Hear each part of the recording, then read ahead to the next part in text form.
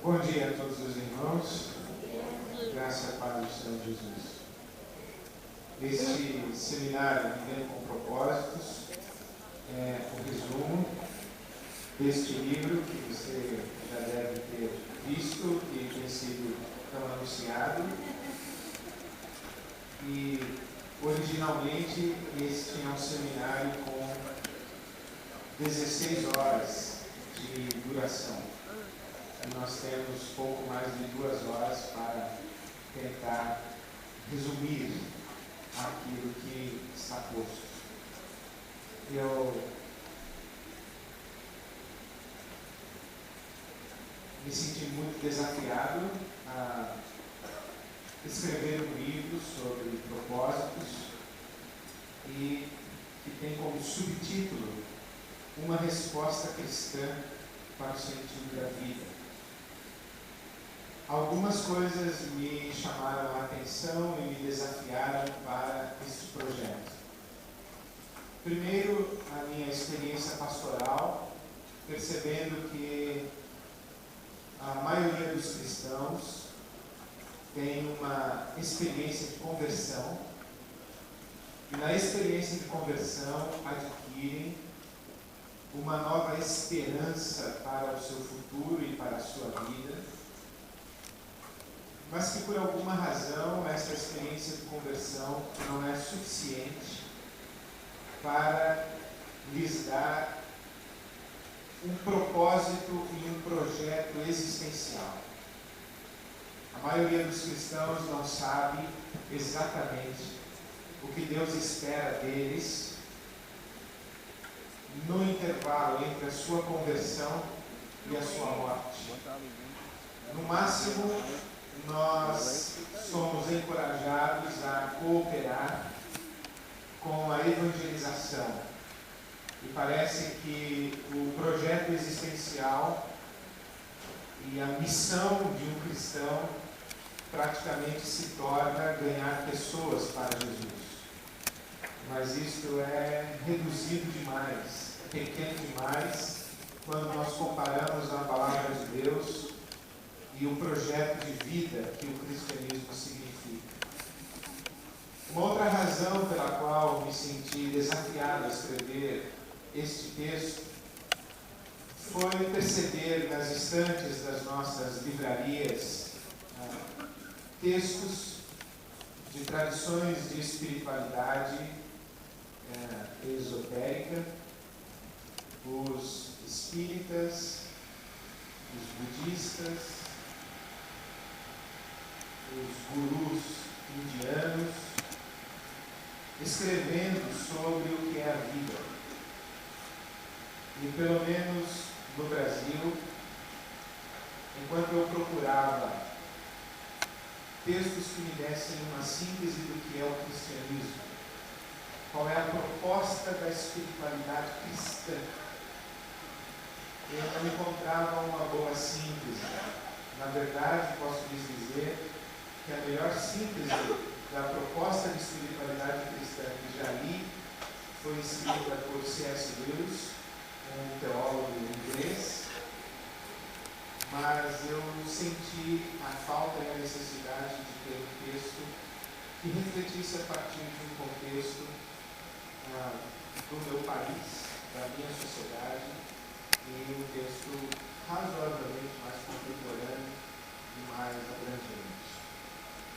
A terceira razão pela qual me propus a escrever esse texto foi que em 1998 tive um encontro com um homem que representava naquela época no Brasil o Stephen Covey, que escreveu Os 7 Hábitos das Pessoas Muito Eficazes, um livro que se tornou um best-seller e foi lido. Não sei se aqui em Portugal conhecem esse livro, Os 7 Hábitos das Pessoas Muito Eficazes. Esse é um livro que foi um best-seller nos Estados Unidos, fez do Stephen Covey, que é mormon da Igreja dos Santos dos Últimos Dias, fez dele uma celebridade e talvez um dos palestrantes mais populares dos Estados Unidos. E os livros dele também muito vendidos no Brasil. E eu fiz uma palestra sobre espiritualidade para um grupo de homens, de empresários, executivos. E ali no meio daqueles homens estava o homem que representava o Stephen Covey no Brasil. E ele disse que gostaria muito que eu pudesse trabalhar com ele e fazer seminários dos 7 hábitos das pessoas muito eficazes viajando pelo Brasil. E eu disse a ele que não podia fazer isso. Ele disse, por quê? A proposta financeira era quase irrecusável. E ele disse, por que não pode? Eu disse, por 2 razões. Uma, que eu sou pastor de uma igreja local e eu não vou poder viajar tanto quanto você espera que eu viaje. E a segunda é que eu tenho um seminário muito melhor do que 7 hábitos. E eu não vou passar o resto da minha vida repetindo os 7 hábitos do Stephen Covey, porque eu tenho algo muito melhor. Ele disse, que seminário seu é melhor? Eu falei, é segredo. E eu tive que ir para casa e tentar fazer alguma coisa melhor. Melhor do meu ponto de vista, porque não é um termo comparativo. O Covey já vendeu milhões de exemplares do seu livro e àquela altura eu não tinha nada escrito. Mas melhor no sentido de que eu me propunha não a apenas, eu me propunha não a apresentar as minhas ideias, mas tentar traduzir o conceito da Bíblia Sagrada para um projeto existencial. E por esta simples razão, porque é uma reflexão baseada na Bíblia e na espiritualidade judaico-cristã, já se tornaria melhor do que as ideias do mais sábio dos homens desta terra. Portanto, esse texto que temos nas mãos é uma tentativa de dizer como é que você deve viver entre a sua conversão e a sua morte. Se o projeto de vida, se o projeto de espiritualidade cristã é um projeto que realmente vale a pena e é suficientemente grande para absorver todas as suas energias, as suas forças e contagiar o seu coração a ponto de você desejar repartir com outras pessoas. Então, vivendo com propósitos. Quais são os propósitos ou o que se entende por propósitos? Eu sempre me preocupei com livros e abordagens do tipo 7 hábitos, 15 leis, 8 regras, 5 degraus, 3 passos. E eu sempre me pergunto e me perguntava de onde é que vem esses números. Por que 3 passos e não 4 passos? Por que 7 hábitos e não 9 hábitos? E então eu fui pesquisar na Palavra de Deus o que poderia ser a base, a fonte, para nós entendermos o que é que Deus espera de nós. E imaginei que um bom caminho para refletir sobre isso seria pensar nos conceitos fundamentais, tem um A a mais. De onde vêm os propósitos? E encontrei pelo menos 3 fontes para entendermos quais são os propósitos de Deus para a nossa vida: a teologia, a antropologia e a teleologia. A teologia é a ciência dos deuses, o estudo das questões referentes ao conhecimento da divindade, dos seus atributos e relações com o mundo e com os homens, e a verdade religiosa. De que trata a teologia? Como sabem, logia, da palavra grega, estudo, e teo, Deus. O estudo de Deus seria mais ou menos assim. Quando parei para pensar numa proposta existencial, necessariamente precisamos decidir se Deus vai fazer parte desta vida ou não vai. Existem os ateus, existem os cristãos ou os crentes, existem os agnósticos. O agnóstico é diferente do ateu. O ateu diz que Deus não existe. O agnóstico, ele diz: eu não posso provar que Deus existe, também não posso provar que Deus não existe. Então eu não fico nem dizendo sim e também não digo não. Eu sou agnóstico. Então existem os ateus, aqueles que não creem na existência de um Deus. Existem os agnósticos, aqueles que não sabem provar e dizem que a existência de Deus é algo além da capacidade da percepção humana. E existem os que creem na existência de um Deus. Entre os que creem na existência de um Deus, nós temos os teístas e os deístas. Os teístas, eles dizem, existe um Deus, mas este Deus é força, é luz, é o universo, é o cosmo, é a realidade existente. E existem os deístas, que dizem que Deus existe e Ele é uma pessoa. Mas quem é essa pessoa? É Alá? É Jeová? Quem é essa pessoa? E no meio dos deístas estamos nós, os cristãos, que dizemos, existe um Deus. Este Deus não é impessoal, Ele é pessoal, Ele é uma pessoa, e este Deus se revelou de maneira absoluta na pessoa de Jesus Cristo. Então estes somos nós. Então a teologia trata de Deus, e no nosso caso, que somos cristãos e que temos a base da tradição de espiritualidade judaica, nós cremos que há um Deus que é Pai, um Deus que é Filho, um Deus que é Espírito Santo, isso com base no Novo Testamento, que é o nosso livro sagrado. Então a primeira fonte é a teologia. A segunda fonte, a antropologia. De que trata a antropologia? O estudo ou reflexão acerca do ser humano, do que lhe é específico, designação comum a diferentes ciências ou disciplinas, cujas finalidades são descrever o ser humano e analisá-lo. Então tivemos que pensar quem é o ser humano, o que caracteriza o ser humano. Por exemplo, o ser humano, ele é essencialmente bom ou essencialmente mau? Ele é bom e é a vida em sociedade que o estraga, ou ele já é mau desde o ventre? O ser humano, afinal de contas, qual a origem deste ser humano? O que o distingue dos animais, dos outros seres vivos? Temos que entender um pouco sobre isso. Propósitos de Deus para a vida humana. Mas o que se entende por humano? Precisamos pensar sobre isso. E a teleologia, que é o estudo da finalidade. Doutrina que considera o mundo como um sistema de relações entre meios e fins. Teologismo. Estudo dos fins humanos. Propósito é a razão por que algo existe. E aqui nós cristãos nos diferenciamos dos existencialistas.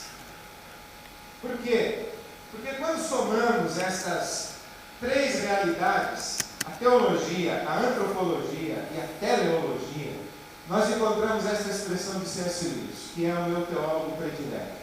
Se eu tivesse que levar apenas um livro para uma ilha ou para um projeto missionário, além da Bíblia, eu levaria o livro do C.S. Lewis, que no Brasil foi publicado como Cristianismo Puro e Simples, a essência do cristianismo autêntico ou mero cristianismo. Como está aqui? Cristianismo autêntico. Eu recomendaria a todos os que querem entender a fé cristã que lessem C.S. Lewis. Mas ele diz o seguinte: se é verdade que alguém me fez para seus próprios fins, então é evidente que recaem sobre mim certos deveres que eu não teria se simplesmente fosse dono do meu nariz. Veja que interessante, que no cristianismo o propósito antecede a coisa. No existencialismo, a coisa antecede ao propósito. O que quer dizer isso?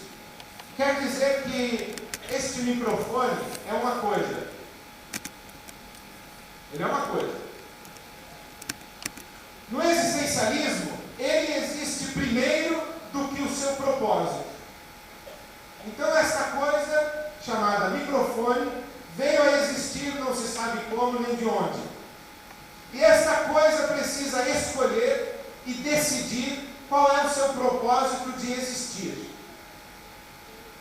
Então pode ser que um microfone escolha que o seu propósito de existir seja fazer peso sobre o papel para o papel não voar. Ele escolheu viver assim. Pode ser que o microfone escolha fazer peso para segurar uma porta para a porta não bater. Ele escolheu que esse seria o propósito dele existir. Mas estaria errado, concorda? Estaria errado. Porque o microfone não existe para fazer peso sobre papel. Por quê? Porque o mais inteligente é nós entendermos que o propósito para ele existir existiu antes dele mesmo o microfone. Isto é, alguém teve uma ideia. Alguém percebeu que precisava de um microfone. Então a ideia da necessidade do microfone, o propósito para o microfone existir, existiu antes do microfone. Então, o que é que o microfone tem que fazer? Ele tem que gritar: alô? Alguém aí me fez e me criou? Explique então, para que foi que me criou? Porque eu não quero ficar escolhendo a razão da minha existência. Eu quero perguntar a quem me criou e quem me fez, por que foi que me fez. Para eu poder ser um microfone, ser realizado.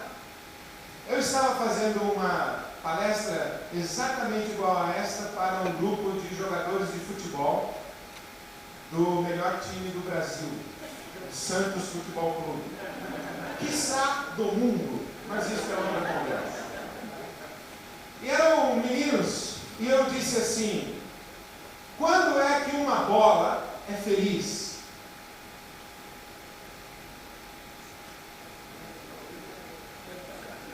Quando entra no gol, quando entra na baliza? Será que é aí que ela é feliz? Quando é jogada. A bola é feliz quando é jogada. Se você tem uma bola e coloca em cima do armário, do guarda-fatos, ela não é feliz, ela vai ficar parada, ela não está funcionando como bola. Ela não está cumprindo o propósito para o qual ela existe. Se você pega uma bola e senta em cima dessa bola e pensa que ela é um banquinho, ela não é feliz, porque ela não está sendo usada de acordo com o propósito para o qual ela foi criada. Então eu perguntei para um dos meninos: a bola que o Pelé fez o gol 1000 está no museu, esta bola é feliz? Sendo admirada por todas as pessoas que passam por ali? Não é feliz. Porque a bola não foi feita para ficar dentro de uma vitrine, para que todas as pessoas fiquem olhando para ela. A bola foi feita para ser jogada. A pergunta é: para que foi feito o ser humano? Se o propósito do veneno, qual é o propósito do veneno? Matar. O propósito do remédio? Curar. O propósito da faca? E o propósito do ser humano? Alô? Servir? O que mais? Lecionar? Ah, relacionar. Perdão. Relacionar. O que mais? Amar. O que mais? Ser feliz? Pois é, quantas respostas aí? Temos que escrever um livro, irmãos. Tem que ser um livro só.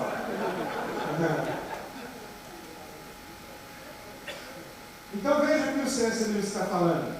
Se é verdade que alguém me fez, quem é esse alguém? É Deus. Me fez para seus próprios fins. Deus tinha intenções ao nos criar. Então é verdade que recaem sobre mim certos deveres que eu não teria se simplesmente fosse dono do meu nariz. Se eu tivesse aparecido sozinho aí no mundo, eu poderia escolher o que é que eu vou fazer da minha vida. Mas eu não apareci. Deus me fez. A palavra de Deus diz que Deus me fez no ventre da minha mãe. Não é assim que diz a palavra de Deus, que a mão de Deus estava trabalhando em mim, que Deus viu quem eu era antes do meu corpo estar formado. Então Deus me fez. Então eu não posso viver de qualquer jeito, eu tenho que perguntar para Ele. Eu tenho que olhar para Deus e falar: Deus, quando o Senhor me fez, o que o Senhor realmente queria? O que o Senhor pretendia? E compreendi que a melhor maneira de responder essa pergunta era refletir um pouco sobre a imagem e semelhança de Deus. Essas categorias, teologia, antropologia, teleologia, elas se casam, se harmonizam, se combinam na afirmação de que o ser humano foi criado à imagem e semelhança de Deus. Gênesis 1, 26, 27. Criou Deus o homem à sua imagem e à sua semelhança. O que Deus responderia para nós? Ele ia dizer o seguinte: olha, em todo o universo existe algo muito parecido comigo, com você. Em todo o universo não há nada que seja tão parecido comigo quanto você. Então você vai ter que viver do jeito que eu vivo. Você vai ter que viver sendo uma expressão daquilo que eu sou. Porque se você não viver do jeito que eu sou, você não vai ser realizado. Você não vai ser feliz.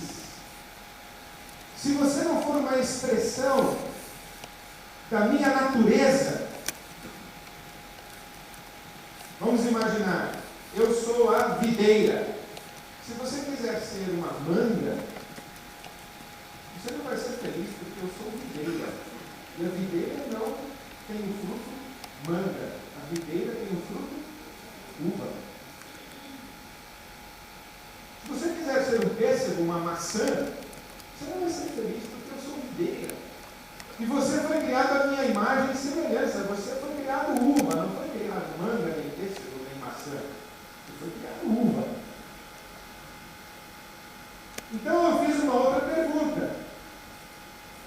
Onde está essa imagem e semelhança de Deus no ser humano?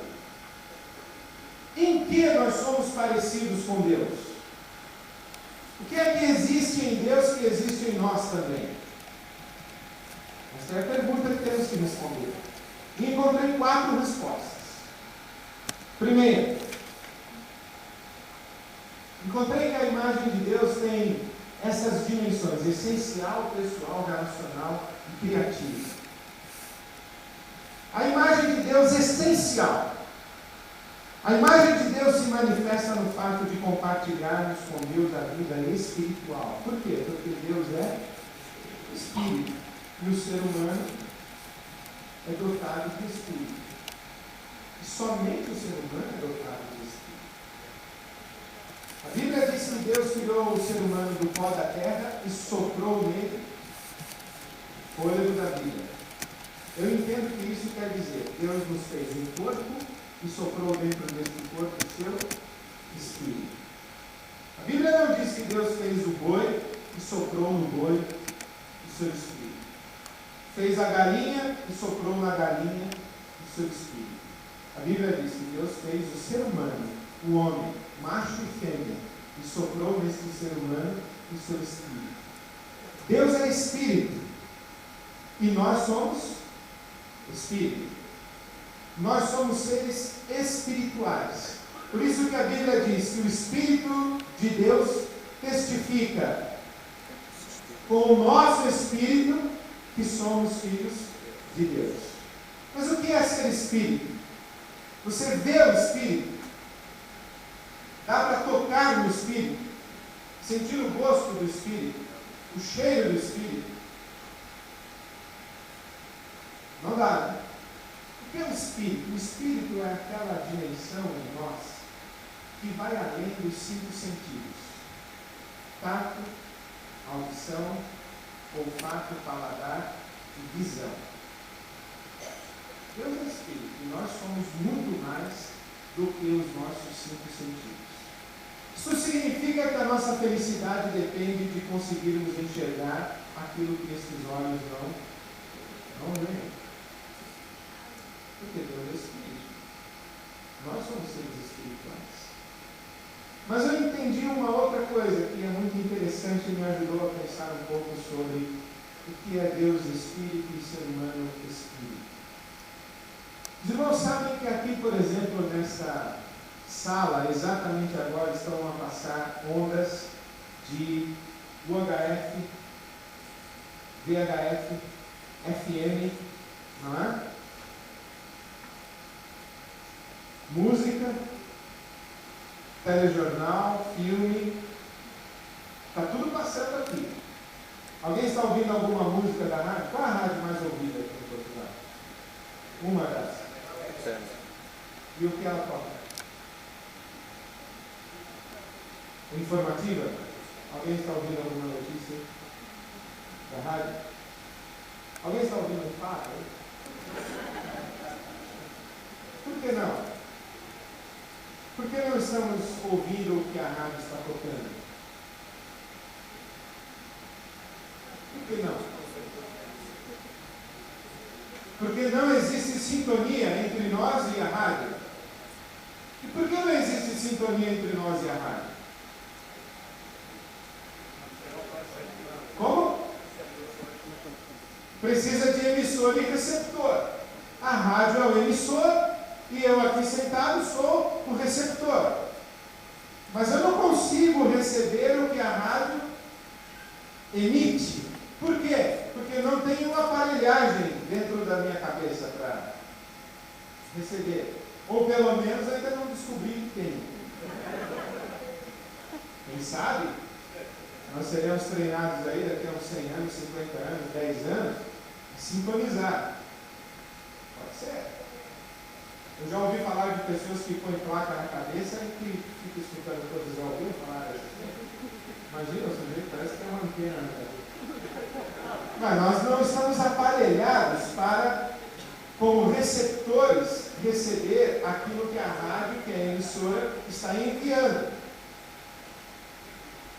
Isto é, nós não estamos com a nossa frequência do cérebro, os pulsos elétricos do nosso cérebro não estão na mesma frequência da rádio, ou das ondas emitidas pela rádio, pela TV. Então nós não conseguimos vibrar e captar as ondas da rádio. Quando a Bíblia está dizendo que Deus é Espírito e soprou em nós o seu Espírito, ele está dizendo o seguinte, mais ou menos, é uma metáfora, uma figura. Ele está dizendo, olha, eu, Deus, estou por aí a vibrar na natureza e no mundo. E vocês estão aparelhados para captar essa vibração. Por isso é que o Espírito de Deus testifica com o nosso Espírito. Por isso é que nós ouvimos Deus falar conosco. Por isso é que Deus muda o nosso estado emocional.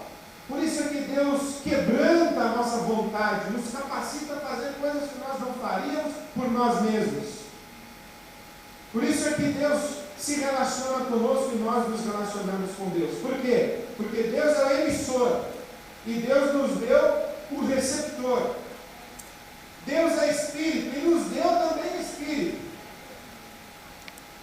Então, quando a Bíblia fala que fomos criados à imagem e semelhança de Deus, a Bíblia está dizendo que nós somos seres espirituais, da mesma forma que Deus é Espírito. Ok? Podemos seguir? Amém. A imagem de Deus pessoal. A imagem de Deus se manifesta através das qualidades, atributos e capacidades que constituem a natureza humana. Consciência, autoconsciência, razão, emoção e volição. Razão, pensamento. Emoção, sentimentos. Volição, vontade. Nós temos pensamentos, sentimentos e vontade. O nosso Deus, ele é uma pessoa. O nosso Deus pensa, sente e age. Não é verdade?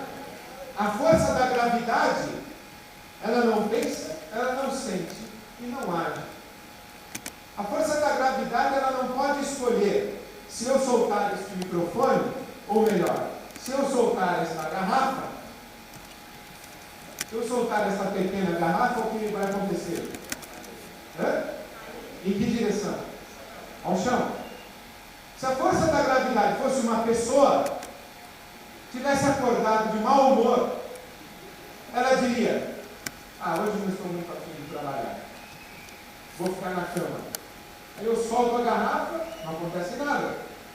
Ou se a força da gravidade estivesse muito contrariada, ela ia dizer assim, hoje eu vou fazer tudo ao contrário, esse gajo vai soltar a garrafa, eu vou jogar ela lá para cima.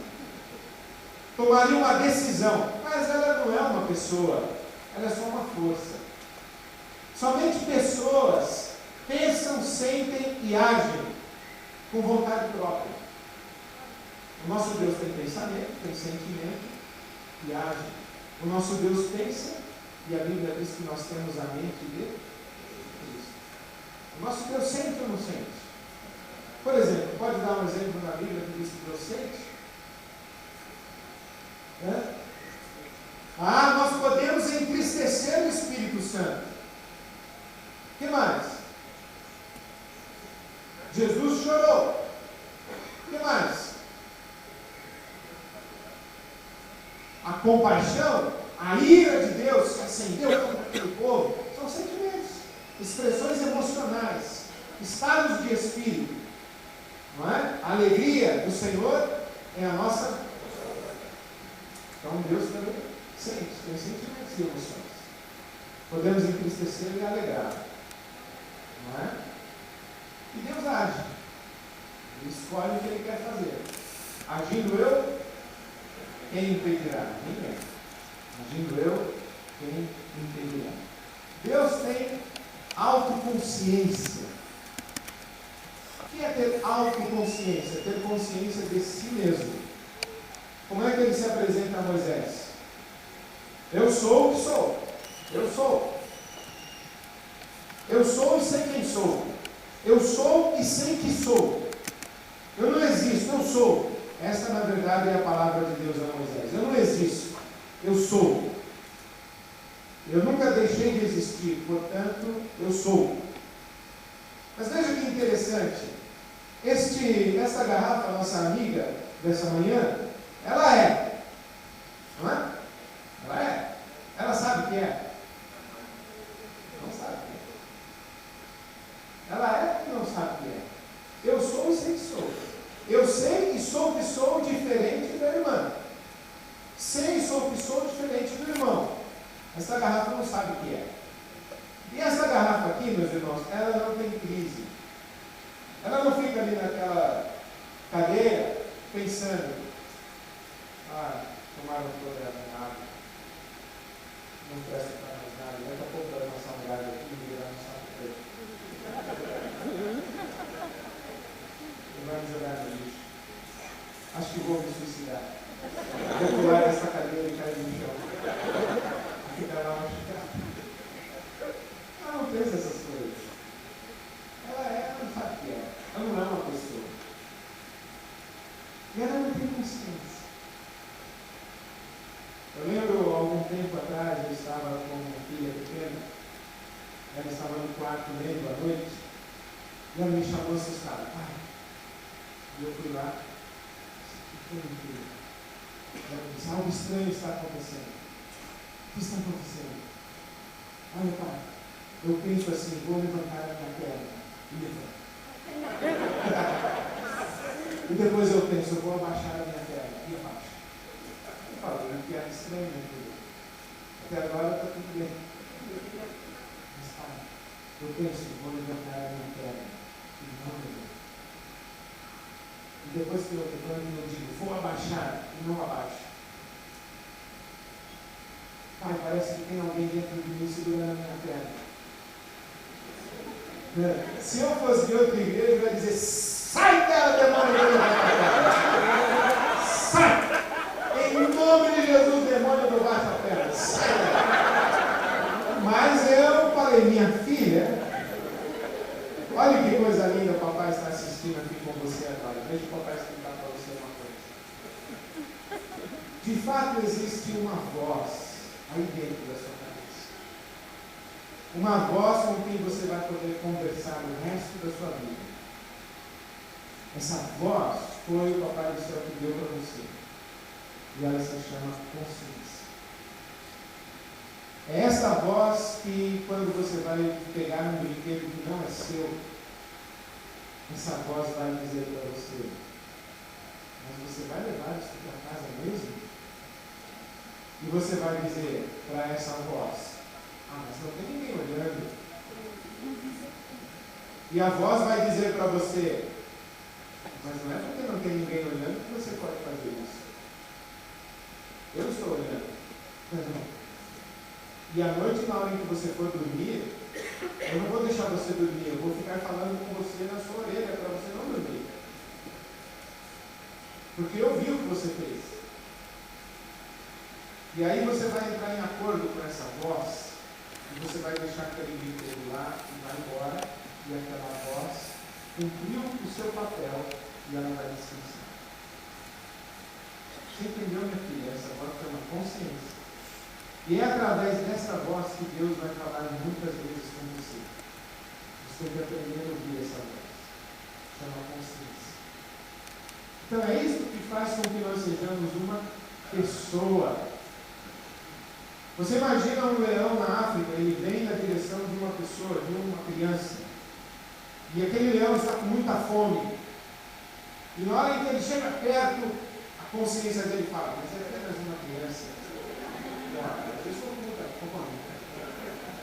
O leão não tem consciência, ele tem instinto,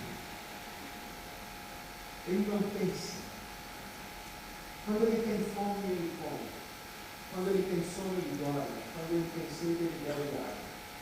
Nós não. Nós somos pessoas, nós somos bichos. É por isso que quando temos alguém querido no hospital, ficamos em pé e alguém diz para nós, mamãe, a senhora precisa comer alguma coisa. E a mamãe diz, eu não quero comer nada. Mamãe, a senhora precisa dormir. Eu não quero dormir, eu quero falar com o médico. Quero falar com o doutor. Enquanto ele não passar por aquela porta para falar como está meu filho, eu não vou comer e nem dormir. Vou ficar aqui. Se fosse um bicho, dormia. Se fosse um bicho, comia uma enfermeira que passasse por lá. Mas é uma pessoa criada à imagem e semelhança de Deus.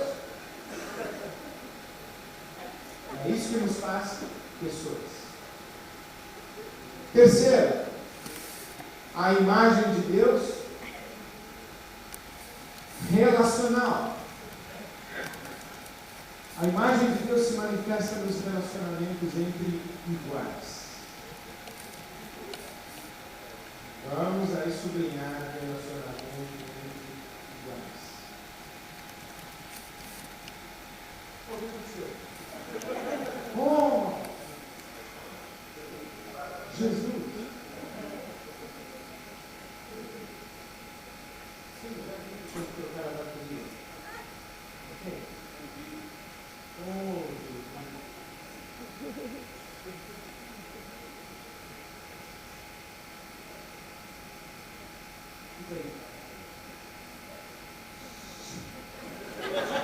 Bom, irmãos, a imagem de Deus se manifesta nos relacionamentos entre iguais. Por quê? Porque Deus é plural.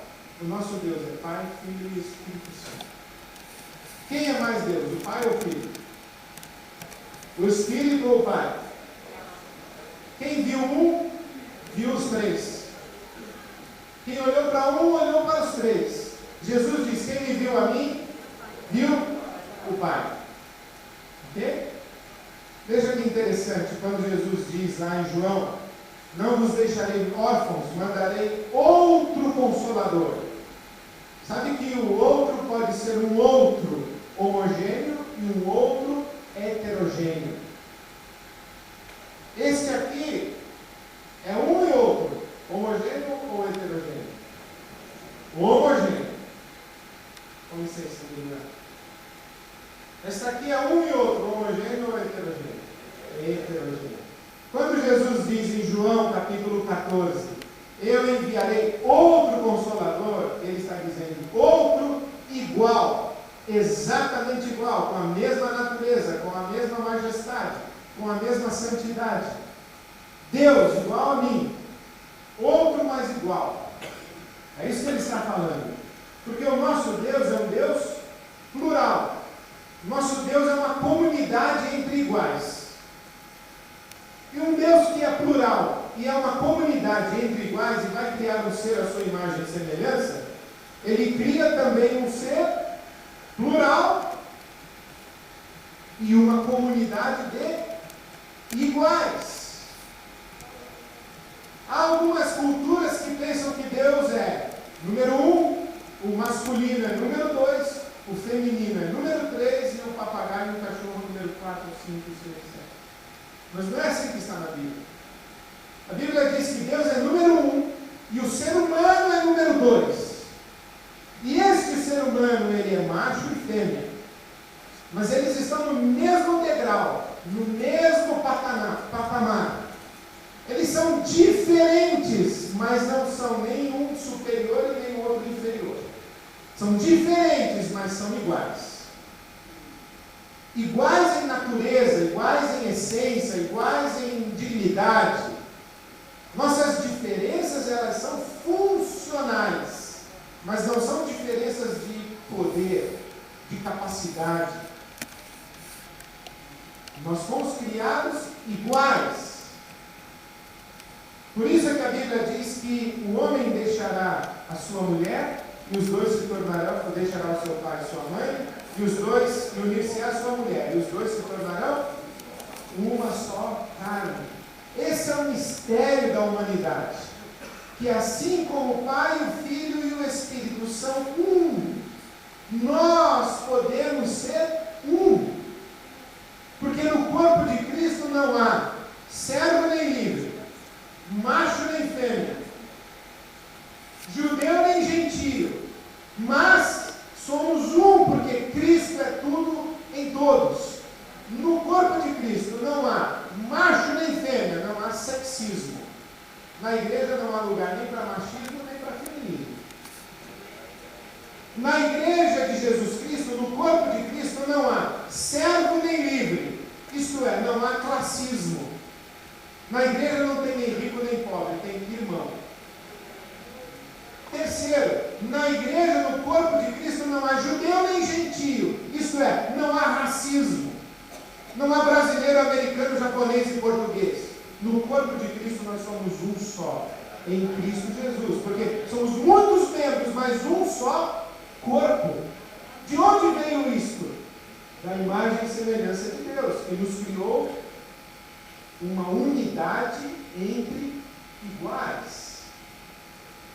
Quero fazer uma correção em parênteses. Nós no Brasil, homens, não beijamos daquele jeito que é o Isso é na igreja do pastor Carlos Alberto, lá do Rio.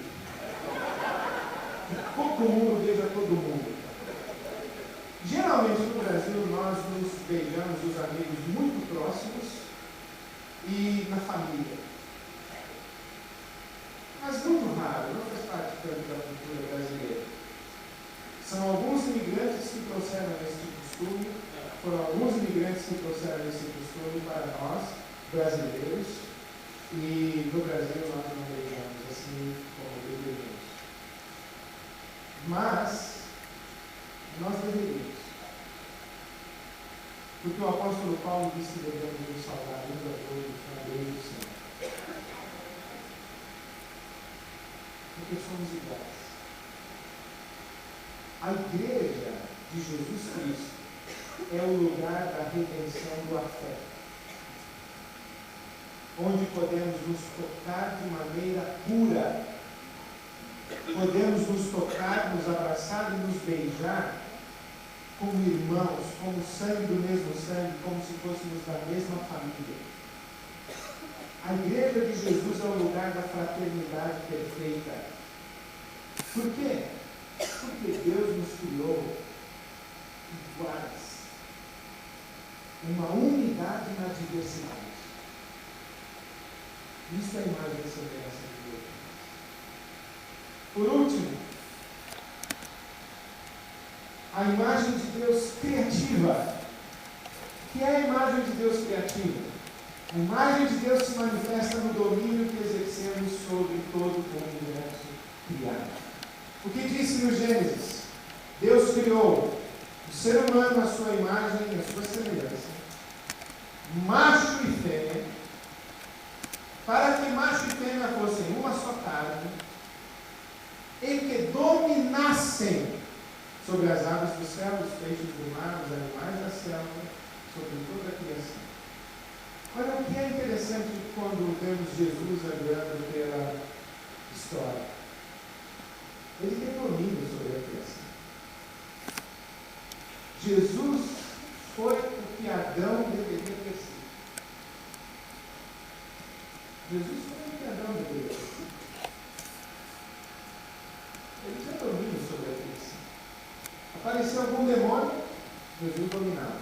Chovia, Jesus dominava. Se viesse uma besta fera, Jesus dominava. Dominava todas as coisas. E Deus nos deu essa capacidade de exercer domínio sobre a criação. Eu não sei como você aprendeu, mas eu aprendi da seguinte maneira: que na hierarquia do mundo e do universo criado, existe Deus, depois o ser humano, abaixo do ser humano, os anjos. Os anjos não são maiores do que nós, meu Deus. Eles estão abaixo de nós. Verifique na sua Bíblia o Salmo 8. Sua Bíblia diz que Deus criou o homem acima dos anjos. Que o ser humano é a coroa da criação. Que Deus criou o homem um pouco abaixo de si mesmo, e somente abaixo de si mesmo. Se na sua tradução do Salmo 8 não diz isso, a sua tradução está errada. Porque na Bíblia diz que Deus criou o homem um pouco abaixo de si mesmo, acima dos anjos, porque o ser humano é a coroa da criação. Nós fomos criados para dominar esse universo. Por isso é que nós descobrimos a penicilina. Por isso é que nós conseguimos fazer um microfone como esse. Conseguimos fazer um celular. Conseguimos mandar foguetes, desviar o leito dos rios, extrair energia da água. Nós conseguimos muitas coisas. Nós conseguimos fazer transplante de coração. Daqui a pouco, se é que ainda não temos e alguém está escondendo por interesses econômicos, a cura para o câncer, nós teremos a cura para o câncer. Porque Deus nos deu domínio sobre a criação. Deus mandou que nós exercêssemos controle sobre tudo. E tudo inclui dinheiro, cultura, governos, cidades. Deus falou que nós deveríamos controlar essas coisas. Deveríamos cuidar da terra, deveríamos cuidar dos rios, da camada do ozônio. Deus nos delegou esse universo para nós administrarmos esse universo. A Bíblia diz que Deus fez um jardim, colocou o ser humano no jardim. Em Gênesis 2:15, você pode ler na sua Bíblia, que é um texto maravilhoso, diz que Deus colocou o ser humano no jardim para cuidar e cultivar o jardim. Isso quer dizer que existia trabalho antes de Gênesis 3. Há muita gente que pensa que o trabalho é uma maldição depois do pecado. Quando Deus fala para Adão, com o suor do teu rosto ganharás o teu pão. Aí está a maldição do trabalho. Mentira! Por que é mentira? Porque em Gênesis 2:15 diz que o homem trabalharia. Você acha que o homem ia ficar debaixo da sombra lá o dia inteiro? Ele e a Eva, conversando. Por exemplo, quando foi que o homem deu nome aos animais? Antes ou depois da queda? Antes, foi o trabalho, não foi? Adão, vem cá. Eva, faz favor. Você que tem bom gosto, Eva. Não deixe esse camarada colocar nome feio nos dias.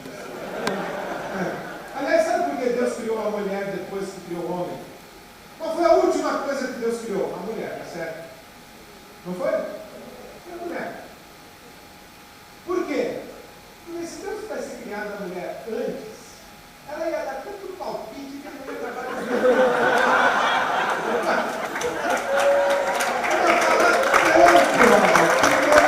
Deus ia fazer uma árvore de pêssego.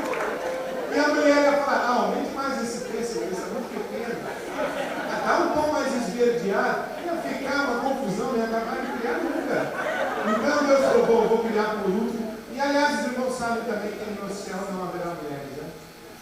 Porque a Bíblia diz que no Apocalipse que há um tempo de silêncio no céu. E os irmãos sabem também que a carta aos Hebreus foi escrita por uma mulher.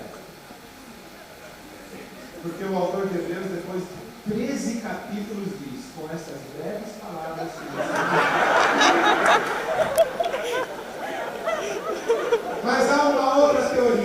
Porque Deus criou a mulher por último.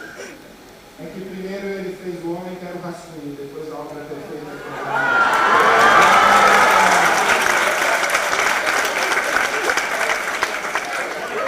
Mas quando Deus criou homem e mulher e deu a administração do jardim ao homem e à mulher, ele não deu para Adão.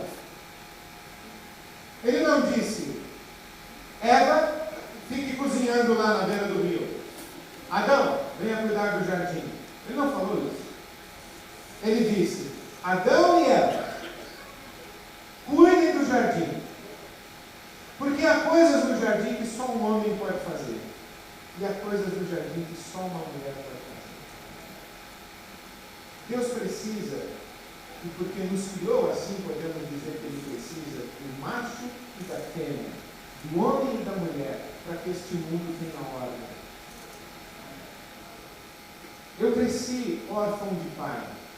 Meu pai faleceu quando eu estava com 2 anos e meio, quase 3 anos de idade.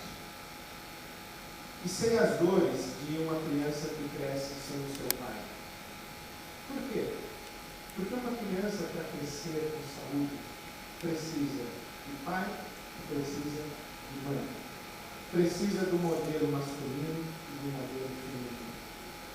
Quando você quiser saber como é a pessoa de Deus, você não pode pegar o masculino e colocar lá, porque você vai ver Deus pela metade. E também você não pode colocar o feminino lá, você vai ver Deus pela metade. Tem que colocar os dois. E estes dois, cada um com suas capacidades, tem que tornar este mundo melhor.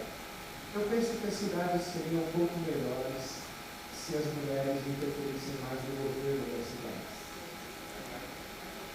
Elas seriam talvez mais humanas. Com certeza seriam mais bonitas. Com certeza. Porque os homens são práticos. As mulheres elas querem algo mais do que prático. Você já viu quando o homem põe a mesa para a refeição e quando a mulher põe a mesa para a refeição? O homem põe a mesa, ele põe lá o prato, a colher, o prato, a faca, um copo lá, um copo de cada um, diferente, um prato de cada um.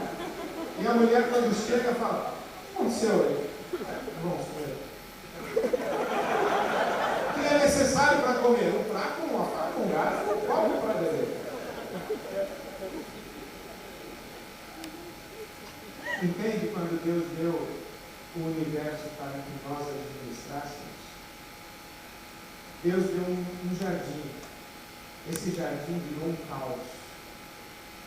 Mas nós estamos aqui para que esse caos seja um jardim. Não é isso que Deus nos colocou. Então, aí está a base dos nossos propósitos. Porque Deus nos criou seres espirituais, nós temos o propósito de transcender. Porque Deus nos criou seres pessoais, nós temos o propósito de crescer.